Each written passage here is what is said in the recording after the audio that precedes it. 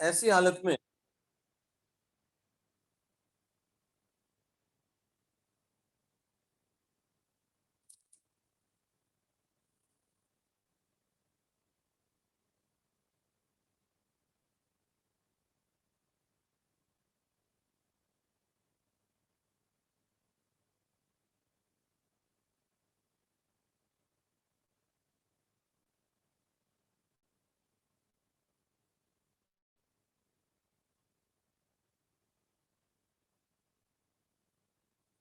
ये मैं पढ़ रहा हूँ अभी 1 मिनट में।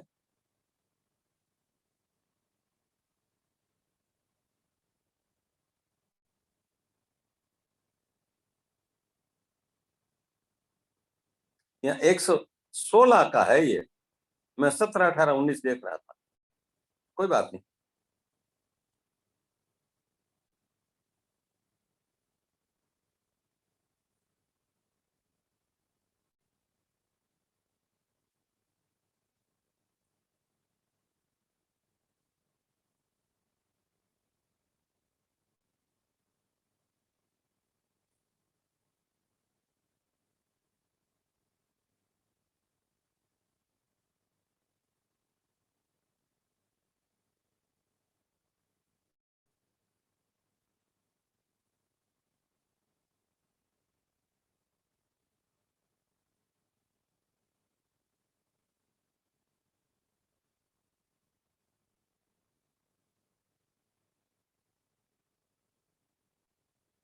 पहले कथा पूरी कर लें, फिर इसको और ध्यान से पढ़ करके इस सारे प्रसंग पर फिर बात करेंगे। क्योंकि उनका भ्रम का तो निवारण हो गया था, फिर भी जब बोलते कि काकभूषण जैसे महातपस्वी सिद्ध मुनिवर के पास आए तो उनका दर्शन करेंगे, प्रणाम करेंगे। चले गए। काकभूषण जी पूछा, गरुड़ जी महाराज कैसे आए हो? तो उन्होंने कहा कि महाराज आया तो था कि भ्रम को लेकर के, पर भ्रम का तो आपके पास आते ही निवारण हो गया।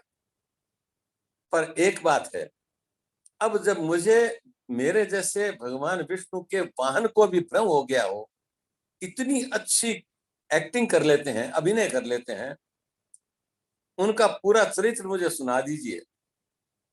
तो काकभूषण जी ने उनको रामायण का चरित्र, पूरा रामायण सुनाई।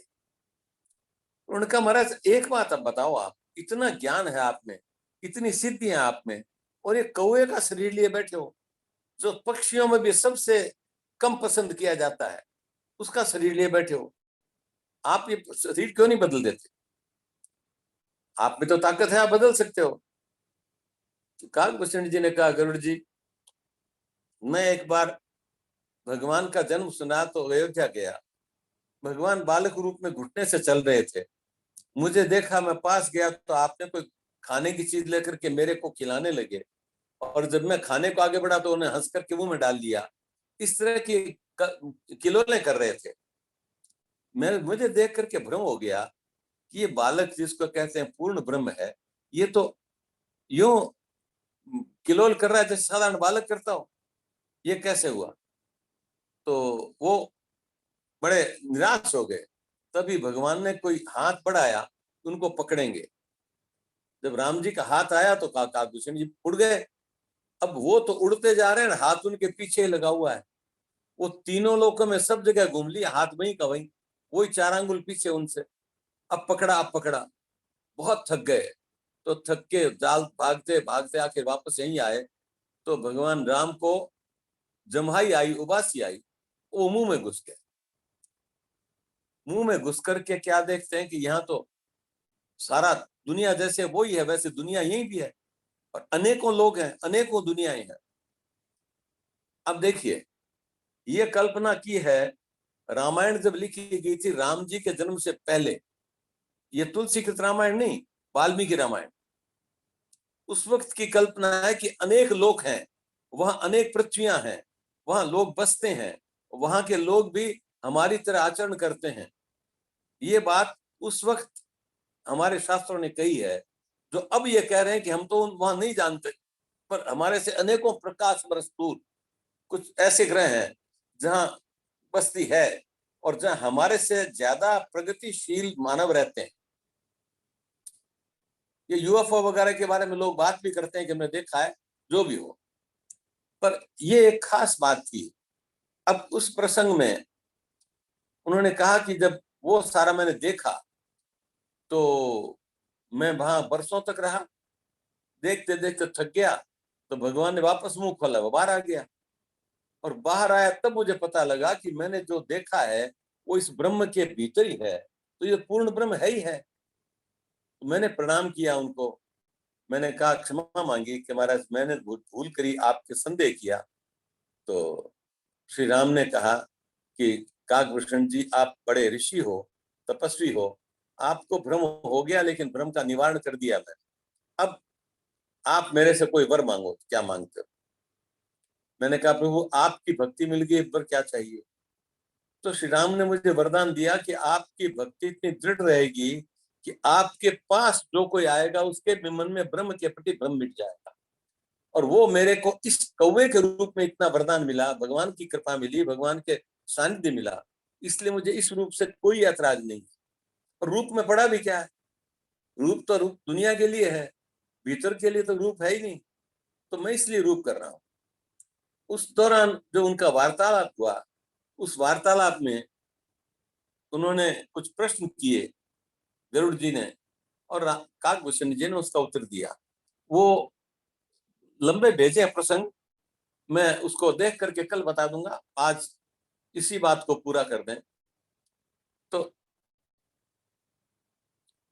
काकभूषण जी और गरुड़ जी ये रामायण के कथाकार और श्रोता, इनमें से एक ही माने जाते हैं।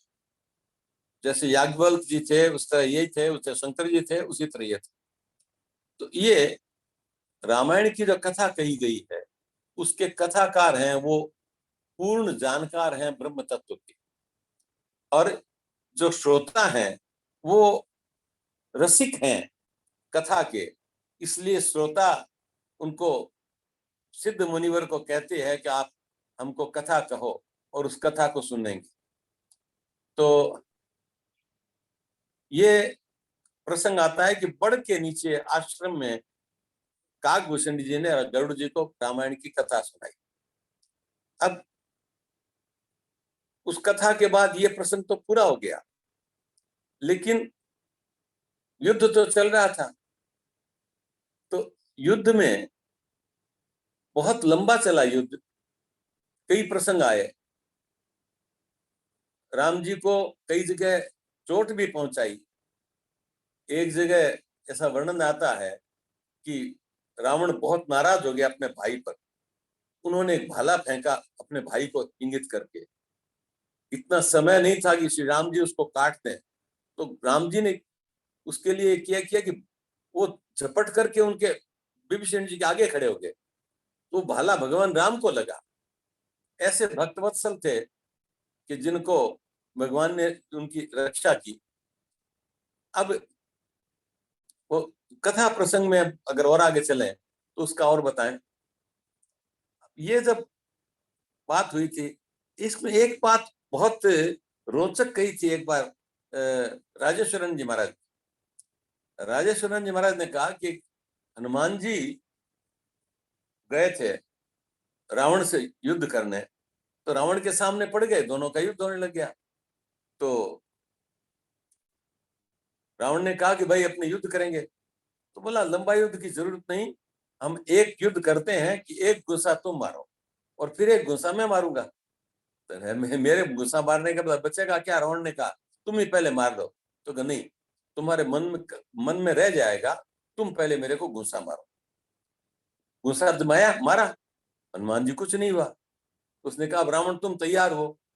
अब जब वो गुस्सा मारने को तैयार हुए तो कहते हैं भगवान शंकर ने उनको इशारा किया कि तुम मारना मत, तुमने अगर गुस्सा मार दिया तो रावण मर जाएगा, और इसको तो राम के हाथ से मरने का योग है, तुम मत मारना। तो उनका अच्छा ठीक है। उन्होंने गुस्सा जोर से नहीं मारा, लेकिन वो तो धीरे मारा, वो भी इतना जोर था रावण के लिए कि वो बेहोश होकर के पड़ गया। अब उसको बड़ी चिंता हुई, रावण को जो होश में आया वो ये तो बहुत बलवान है, क्या किया जाए। तो उसने विशेष सेना भेजी अपने सबसे बहादुरों की कि उस बंदर को मारो। बंदर को मारने को सेना आई, हनुमान जी ने सबको मार खत्म कर दिया। कुछ एक घायल बचे थे, वो भागे। कहा महाराज हमारे से तो नहीं मरता है। तो कह रहे पागलो, तुम आगे से क्यों गए, पीछे से जाओ, हम तो राक्षस हैं, चल भी करते हैं। तो अगली बार जब दूसरे फौज भेजी तो पीछे से भी गए, आगे से भी गए। आगे से तो हनुमान जी हाथों से, और पीछे से पूंछ से। आगे वाले तो कोई बच भी गए, पीछे वाले तो सब पूंछ में गांठ बांध बांध करके फेंक दिए दूर उठा के। तो वापस आए कुछ लोग घायल। तो महाराज आगे से तो पीछे उनकी पूंछ ज्यादा खतरनाक है। अब रावण को पूंछ पूंछ शब्द को रावण ने शायद पूंछ में ले लिया, उसकी पूंछ बहुत है। कह पूंछ की बात मत करो मेरे सामने। तो क्या किया जाए? तो उन्होंने कहा कि मेरे पास कुछ ऐसे योद्धा हैं जिनकी मृत्यु नहीं हो सकती, जो अमर हैं, उनको भेज देते हैं। उनको योद्धाओं को भेजा गया। हनुमान जी ने कहा अच्छा, अमर योद्धा है, चलो कोई बात नहीं। उन्होंने उनको पूंछ में बांधा और बांध करके अंतरिक्ष में इतना छोड़ दिया दूर कि वो वापस धरती पर आ नहीं सकते। अब ये जो गुरुत्वाकर्षण के बाहर चले गए, वापस नहीं आ सकते। ऐसा जो आजकल जिस साइंस पर रॉकेट चलते हैं, जो सैटेलाइट्स भेजे जाते हैं, उनमें जो जो आधार है जिस चिंतन का, वो चिंतन रामायण के टाइम में भी आधार था। ये तो जब कोई कुछ नहीं उपाय हुआ तो रावण ने कहा अब तो लड़ना ही पड़ेगा, उपाय नहीं है। पर फिर आया तो फिर राम जी आगे आए। तो राम जी ने रावण को मारने के लिए बहुत कोशिश करी। तीर मार के गल सर काट दिए, हाथ काट दिए, और टूट कटे हुए सरों की हाथों की ढेर लग गई। लेकिन उसके तो नया हाथ आ जाता था, नया सर आ जाता था। तो राम जी तो बड़े आश्चर्य हुआ, आप मारेंगे कैसे? विभीषण जी ने कहा महाराज इसके नाभि में अमृत का कुंड है, वो अमृत जलेगा तो ये मरेगा, वरना मर नहीं सकता, अमृत मरने नहीं देगा। तो रामायण की चौपाई है, खेच सरासन श्रवण लगी, छाड़े सर 31, रघुनायक साइड चले मानो काल फनीस, सायक एक नाभि सर सोसा, अपर चले सिर भुज कर रोसा। कान तक धनुष को खींच करके भगवान ने 31 तीर मारे। एक तीर, पहला तीर गया, उसने नाभि में वार किया और नाभि का अमृत सोच लिया, जला दिया। बाकी के हाथ पांव को लेकर के चले उनको सबको। तो रावण घायल हो गया, मरने लगा, मरने लगा, गिरा। तो रावण ने एक वरदान मांगा था कि राम, जब मैं अंत हो मेरा, तब आप मेरे सामने होने चाहिए। और भगवान ने उसको वरदान दिया था ये। तो राम जी उसके पास गए। रावण ने कहा कि राम जी, मैं आपसे हर तरह से भारी पड़ता हूं। मैं पूर्ण शास्त्रों का, वेदों का ज्ञाता हूं। मैं संगीत का भी आचार्य हूं। मैं आयुर्वेद का भी आचार्य हूं। मैं राजनीति का भी जानकार हूं। युद्ध नीति का भी जानकार हूं। बहुत बहादुर योद्धा भी हूं। मेरी लंका और अयोध्या की कोई बराबरी नहीं। लंका की संपन्नता तो बहुत ज्यादा है। इतने संपन्न घर में मैं रहता हूं, इतनी सुरक्षित है, चारों तरफ समुद्र है, फिर भी मैं हार गया और आप जीत गए। इसका कारण बताऊं मैं आपको? राम जी ने कहा कारण बताओ। उन्होंने कहा कारण ये है कि आपके भाई जो है वो आपके लिए प्राण देने को तैयार, वो आपके साथ खड़े हैं, और मेरा भाई आपके साथ खड़ा है मुझे हराने के लिए। ये एक महत्वपूर्ण कारण है जिसके कारण मैं कमजोर पड़ गया, आप मजबूत हो गए। अब वो प्रसंग भी आपको बता दूं, क्योंकि वो रामचरितमानस में नहीं है, रामचंद्र जी ने वरदान क्यों दिया था। आज कथा पर ही बात कर रहे हैं तो कथा पर ही बात करेंगे। जब राम जी समुद्र के किनारे आए तो उन्होंने कहा भाई, राम जी के आराध्य थे शंकर जी, कि भाई युद्ध से पहले, लंका पर जाने से पहले शंकर जी का पूजन करेंगे। अब पूजन करने के लिए उन्होंने हनुमान जी को कहा भाई जाओ जल्दी से कोई बढ़िया शिवलिंग लेके आओ। लेकिन कराएगा कौन पूजा? यहाँ जंगल में आसपास कोई है ही नहीं, और जो वहां आसपास जो ऋषि कोई किसी जमाने में रहते तो उनको सब राक्षसों ने खा, तो या तो खा लिया, मार दिया, या वो भागे, तो वहां कोई था ही नहीं। ऐसा ब्राह्मण चाहिए जो वेद का जानकार हो, वेद विधि से पूजन स्थापना करवाए। दूसरी बात, जो शिव का भक्त हो, शैव हो, वो शिव जी की पूजा जिन्हें भाव से करेगा वो उसने भाव से दूसरे नहीं कर सकते। अब देखिए यहाँ एक बिंदु और है। आजकल हम कहते हैं, हमारे जो पंडित जी हैं, अरे पंडित जी आप गणेश जी का पूजन कर दो। हाँ कर देंगे। अच्छा अब तो दुर्गा सप्तशती का पाठ करना, हाँ वो भी कर देंगे। महाराज गीता का पाठ करने का, हाँ वो भी कर देंगे। महाराज सुंदरकांड पर बहुत मना, हाँ वो भी कर देंगे।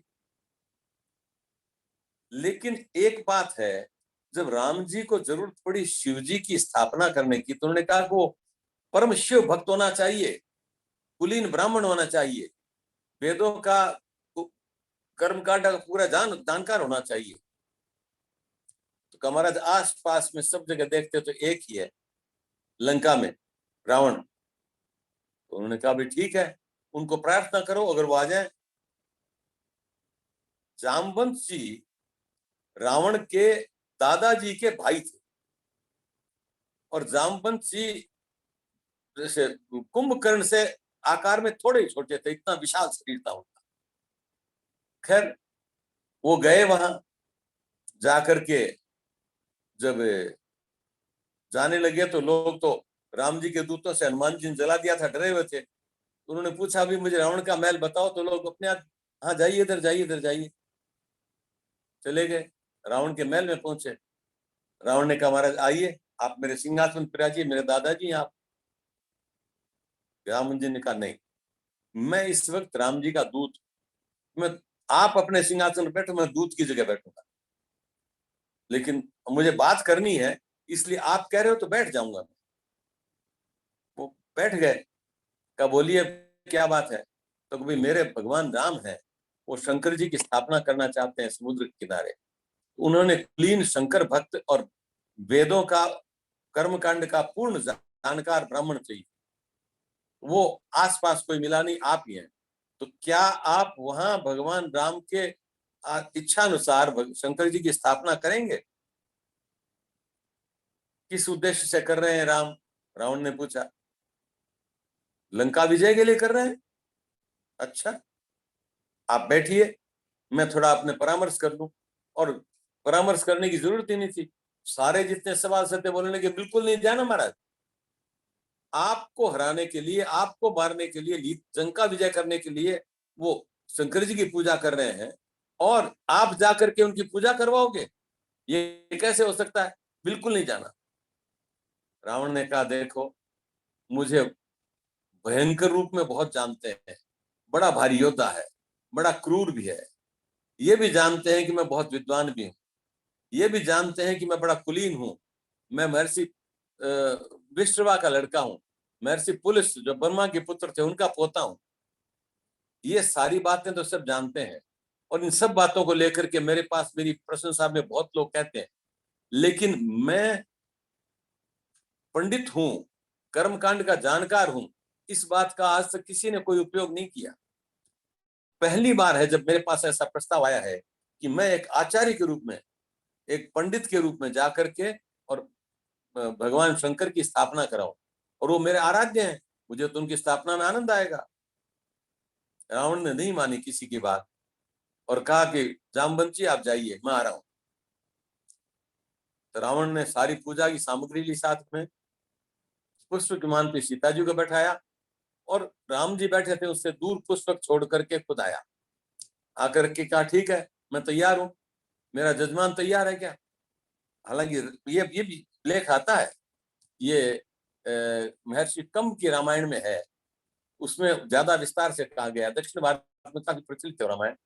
रावण सीता जी के पास आया कि राम जी ने जामवंत जी को भेजा है, और वो चाहते हैं कि मैं आचार्य बन करके शंकर जी की पूजा करवाऊं लंका विजय के लिए, क्योंकि वो विवाहित है, विधुर नहीं है, परित्यक्त नहीं है, इसलिए बिना पत्नी के पूजा होगी नहीं। अगर तुम चाहो तो मेरे साथ आ सकती हो राम जी की पूजा करवाने को, लेकिन मेरी ही आश्रय में रहोगी, मेरी ही आज्ञा में अनुरूप करोगी, मैं जब कहूंगा तो वापस आ जाओगी। सीता जी जिन्होंने रावण को कभी मुंह उठाकर नहीं देखा था, उन्होंने रावण को प्रणाम किया। अब आप मेरे पतिदेव के आचार्य हैं, आपको प्रणाम, आप जैसा आदेश करेंगे वैसा ही करूंगी। और सीता जी विमान में बैठ गई। वापस आकर के राम जी को कहा, भाई पूजा की सामग्री कहाँ है? कि महाराज सामग्री जंगल में हमारे पास कौन सी है, जो है उसी से करवा दो। ये नहीं, पूजा का शास्त्रोक्त विधान है, कथन है शास्त्र का, अगर जजमान किसी चीज का व्यवस्था नहीं करे और आचार्य ने उसकी पूजा करना स्वीकार कर लिया है, उस चीज को उपलब्ध कराना, उसका सारा इंतजाम करना, ये आचार्य का काम। मेरे विमान में सारी सामग्री पड़ी है, वो मंगवा लेते हैं। सामग्री मंगा ली गई और कहा अब पूजा को बैठिए, आप तो विवाहित हैं, तो आपकी पत्नी का चाहिए, पत्नी के बिना तो नहीं होगा काम। क्योंकि विवाहित आदमी का अगर परित्यक्त नहीं हो, अगर विदुर नहीं हो, तो पत्नी के बिना काम पूरा नहीं होता है। जब राम जी ने अश्वमेध यज्ञ किया था अयोध्या में जाने के बाद वापस, महाराजा राम ने, तब भी सीता जी को उन्होंने वन भेज दिया था। तो सीता जी की मूर्ति बना करके उनको सीता जी की प्राण प्रतिष्ठा की गई थी उसमें, और फिर यज्ञ हुआ। तो रावण ने कहा वो तो नहीं होगा, सीता जी चाहिए। महाराज सीता जी तो आपके पास ही है। तो देखो सीता जी को मैं लेके आया हूँ, क्योंकि आचार्य का कर्तव्य है कि वो आवश्यकता सब पूरी करे, लेकिन वो मेरे अनुशासन में रहेगी, आपके पास नहीं। पूजा करवा देंगी, लेकिन फिर उसके बाद मेरे साथ जाना होगा। राम ने कहा, आचार्य आपका शिरोधार्य है। और राम ने दंडवत करके प्रणाम किया और कहा, आप आइए पूजा करवाइए। सीता जी को लाया गया, ला करके पूजा करवाई गई। लेकिन पूजा से पहले हनुमान जी गए थे शिवलिंग लाने को, वो लौटे नहीं। वो बढ़िया से बढ़िया शिवलिंग ढूंढने में रह गए। रावण ने कहा, मुहूर्त जा रहा है, नहीं आता तो शिवलिंग यही उपाय करो। तो महाराज यहाँ शिवलिंग कोई है नहीं। कोई बात नहीं, सीता जी ने कहा कि आप अपने हाथ से मिट्टी का शिवलिंग बनाओ, मैं उसमें प्राण प्रतिष्ठा कर दूंगा, और वो शिवलिंग पत्थर के शिवलिंग से जैसा ही हो जाएगा। ऐसा ही किया गया। सीता जी ने शिवलिंग बना लिया, पूजा प्रारंभ हो गई।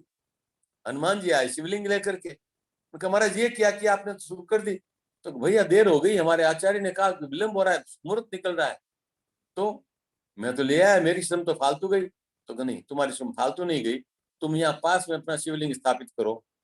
इस शिवलिंग का नाम हनुमतेश्वर महादेव होगा, और जो रामेश्वरम में आएगा शंकर जी का दर्शन करने को, वो रामेश्वर का दर्शन करेगा, हनुमतेश्वर का भी दर्शन करेगा।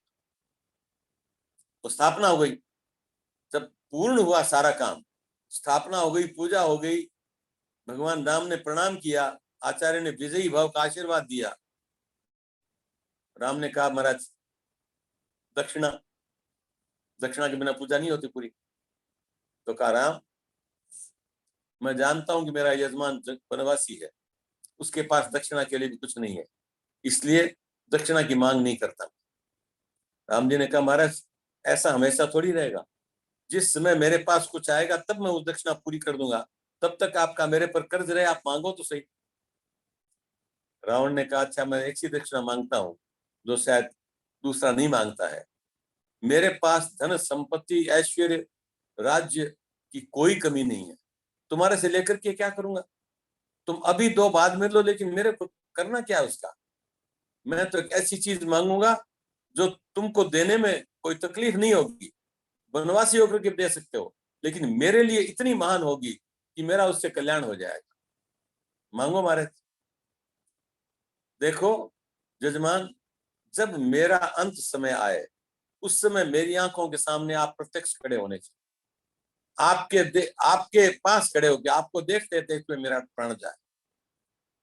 भगवान को दक्षिणा दे दी, इसीलिए रावण मरने लगा। तो राम जी गए उनके पास और उन्होंने उससे वार्तालाप भी किया। लक्ष्मण जी से कहा कि देखो तुम भी सीखो, ऐसा राजनीति का जानकार बहुत कम मिलेंगे, आज दुनिया में दूसरा कोई नहीं है। उनसे भी वार्तालाप हुई, और फिर रावण ने अपना प्राण छोड़ा। तब राम जी उसके पास खड़े थे और उन्हें राम जी ने आशीर्वाद दिया। रावण भगवान विष्णु का द्वारपाल था पूर्व जन्म में, उसने वहां कुछ मुनियों को रोक दिया था। सनकादिक मुनि थे, 4 ऋषि थे, तो 5 वर्ष के बालक के रूप में रहते थे, और महान ऋषि थे, बहुत विद्वान थे, सारे पूरे शास्त्र के जानकार थे। तो एक बार उन्होंने कहा विष्णु भगवान के दर्शन करके आते हैं, और ये द्वारपाल ने पहचाना नहीं। 2 द्वारपाल खड़े थे, उन्होंने कहा कि भैया अभी भगवान आराम कर रहे हैं, अभी मत जाओ। उन्होंने कहा नहीं नहीं, हम तो भी जाएंगे, आप उनको खबर कर दो। अरे खबर क्या करते हो, हम भी भगवान के जैसे ही लगते हैं, चतुर्भुज रूप हमारा भी है, राम का नहीं तो हमारा दर्शन कर लो। ऋषियों को बड़ा तो बुरा लगा, हम इनके दर्शन करने को थोड़ी आए। उन्होंने कहा अच्छा, तुम द्वारपाल होकर के कहते हो तुम 3 जन्म तक राक्षस बनोगे और तुम भगवान ही, तो तुम राक्षस बन जाओगे, धरती पर जाओगे। अब जब उनको ये श्राप समझा, जब उनकी तेज देखा तो उनको प्रणाम किया, कहा महाराज हमें बचा लो। तो अच्छा तो ठीक है, मैं एक वरदान दे देता हूँ, 3 बार तुमको श्री राम, भगवान विष्णु किसी भी रूप में आकर के तुमको उद्धार करेंगे तुम्हारा, और तब तुम वापस यहीं आ जाओगे। जय विजय नाम था इनका, द्वारपालों का। तो रावण और कुंभकर्ण के रूप में वही आए थे, तो उनका दोनों का राम जी ने उद्धार किया, वो वापस उस जगह आ गए। तो ये थोड़ा युद्ध का थोड़ा वर्णन था, लेकिन मूलतः उस कथा का था कि गरुड़ जी ने जो संशय किया था और क्या पाक कुछ नहीं जो बताया था उसका।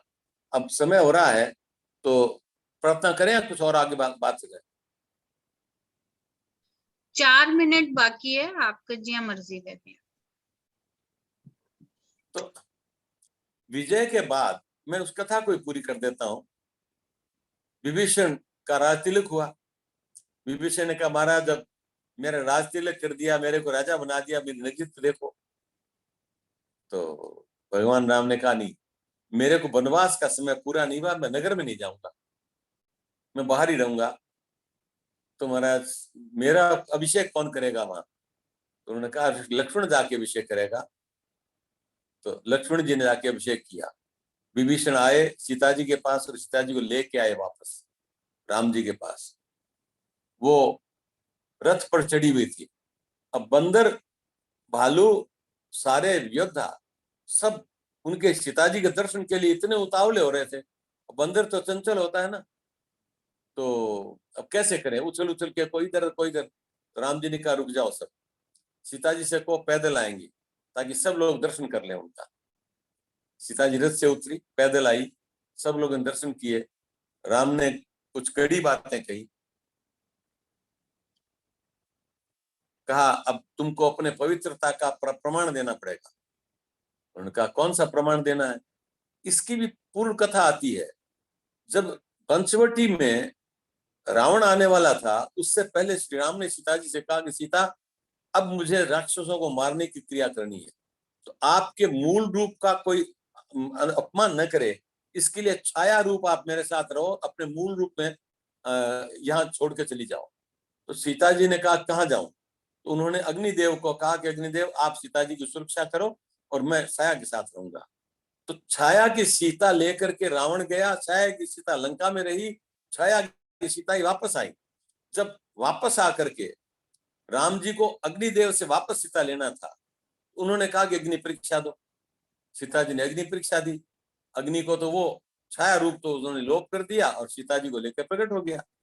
तो सीता जी आ गई। तब राम ने कहा अच्छा आ जाओ, राम ने कहा आ जाओ मेरे साथ, और सीता जी राम के साथ आई। तो अब उसके बाद भगवान को स्मरण हुआ कि अगर वनवास का समय पूरा हो गया और मैं अयोध्या नहीं पहुंचा, तो भरत ने कहा था मुझे भरत मिलाप के टाइम में कि अगर देर हो गई तो मैं चिता में जल करके प्राण दे दूंगा, आपने आने में देरी कर दी तो जल्दी चलो। अब जल्दी कैसे चले, लंका से तो बहुत दूर है। तो विभीषण ने कहा महाराज मेरे को जब इतनी संपत्ति दी है तो इतना मेरे को भी अधिकार दीजिए कि पुष्पक विमान खड़ा, इस पर बैठिए, ये तुरंत चला जाएगा। रास्ते में उन्होंने गंगा जी के पास रह के गंगा जी की पूजा करी। सीता जी ने वरदान मांगा था कि मैं अच्छी तरह से आ जाऊं तो गंगा जी का दोबारा पूजन करूंगी। रास्ते में ऋषियों को वापस दर्शन देने की बात थी, उनको दिया जल्दी फटाफट। देर लगने लगी तो राम जी ने हनुमान जी को भेजा कि तुम जाओ भरत से कहो कि मैं आ रहा हूँ, वो कुछ उल्टा सीधा काम नहीं करे। भरत जी तैयार चिता बना रहे थे, तभी लक्ष्मण जी हनुमान जी पहुंचे और कहा कि हे भरत जी, राम जी आ रहे हैं, आप थोड़ा इंतजार कर लो। और तभी थोड़ी देर में विमान आया। विमान आकर के उन्होंने भरत जी को दर्शन दिए। भरत जी ने उससे जब ये समाचार मिला तो तुरंत अयोध्या में खबर कराई, माताएं आई, गुरु वशिष्ठ आए और सारा पूरी प्रजा आ गई और उन सब ने आकर के राम जी के दर्शन किए, सब ने उनका अभिवादन किया। और उन सब को लेकर के राम जी ने अपनी माताओं को प्रणाम किया, गुरुदेव को प्रणाम किया। लेकिन राम जी ने जब भरत मिलाप के टाइम में उनकी माताएं आई थी, सबसे पहले माता कैकेयी को प्रणाम किया था, अपनी माता कौशल्या को बाद में। और यहाँ भी सबसे पहले रामायण में लेख है, उन्होंने माता कैकेयी को प्रणाम किया और फिर अयोध्या और सुमित्रा माता को किया। टाइम